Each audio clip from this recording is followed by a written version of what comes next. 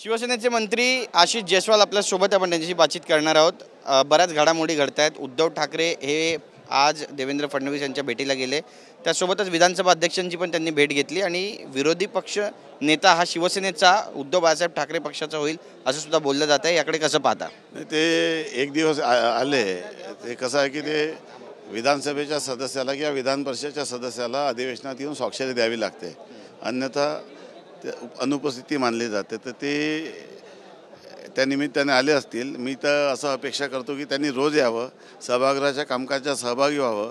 लोकशाहीच्या या पवित्र मंदिरात जनतेचे प्रश्न लोक व्यासपीठावर मांडतात, एक पक्षाचा प्रमुख म्हणून त्यांनी जर येऊन हे सर्व प्रश्न जर समजून घेतले तर हे महाराष्ट्राच्या लोकशाहीसाठी अतिशय चांगलं राहील।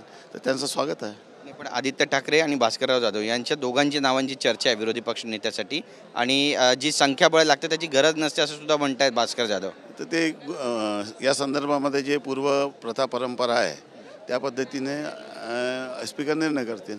नक्कीच, पण ते दोघांची नावं जर दोघांपैकी कोणी असेल तर मान्य असेल। पहिले महाविकास आघाडीमध्ये एकमत पाहिजे ना। महाविकास आघाडीमध्ये आज सकाळी नाना पटोलेंनी बहिष्कार टाकला दिवसभरासाठी, उबाटांनी मान्य केलं नाही। स्पीकरच्या अभिनंदन प्रस्तावामध्ये उबाटांनी विरोध केला, या दोघांनी हे केलेलं, त्यांच्यात एकमत नाही आहे। नाना पटोले तर असं पण म्हणतात की आमच्याशी जर चर्चा केली असती तर बरं झालं असतं। तर ते मी ते सांगून राहिलो ना की आता उद्धवजीला कळून चुकलेलं आहे की आता हिंदुत्वाशी फारकत घेतल्यामुळे काय पक्षाची वाताहत होत आहे। कदाचित सुबह का भूला शाम को वापिस आ रहा होगा, तो खुशी की बात आहे। पण त्यांना एक्सेप्ट करणार का किंवा एकत्र येणार, एकत्र चित्र दिसेल असं महाराष्ट्रामध्ये मी भाष्य करणार मोठं नाही आहे।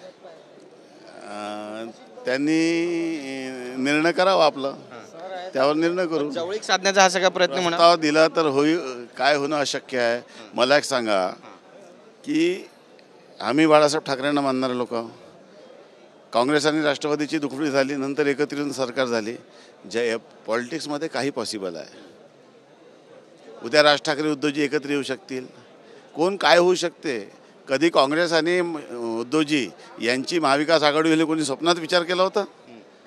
जे बाळासाहेब ठाकरे आयुष्यभर काँग्रेसचा विरोध करू लागले आणि त्यांनी 1999ला स्पष्ट निर्णय घेतला होता की राष्ट्रवादीच्या सहमतीने आम्ही सरकार स्थापन करणार नाही, तुम्हाला आठवत असेल तर।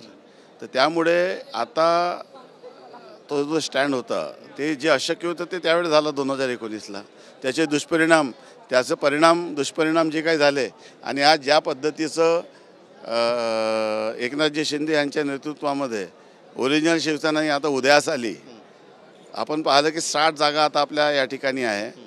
हे अवघ्या 2 वर्षामध्ये चमत्कार घडलेला आहे। तर मला असं वाटतं की थोडंसं जर ब्रीथिंग पिरियड जास्त मिळाला असतं तर आपणच सेंचुरी केली असती। त्यामुळे 2 वर्षाच्या कालखंडामध्ये ज्या पद्धतीने बॅटिंग झाली, टेस्ट मॅच नाही, वन डे नाही, तर 2020 सारखी जी बॅटिंग झालेली आहे त्याच्यामुळे हा रिझल्ट आहे। आणि मला विश्वास आहे की भविष्यामध्ये आता 100 आपण गाठणार आहोत। पण मातोश्रीतून जर समजा संदेश आला या चिमण्यांनो परत फिरा, तर परत फिरणार? या चिमण्यांनो फिरत करण्यासाठी आम्ही त्यांना आवाहन करू, या चिमण्यांनो परत फिरा। नक्कीच, धन्यवाद आमच्याशी बोलल्याबद्दल। कॅमेरा पर्सन योगेश गुरवसह गिरीश गायकवाड, TV9 मराठी, नागपूर।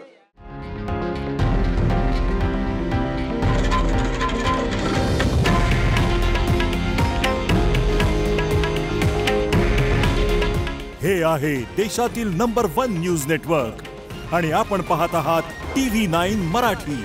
काळजी तुमची, हित महाराष्ट्राचं।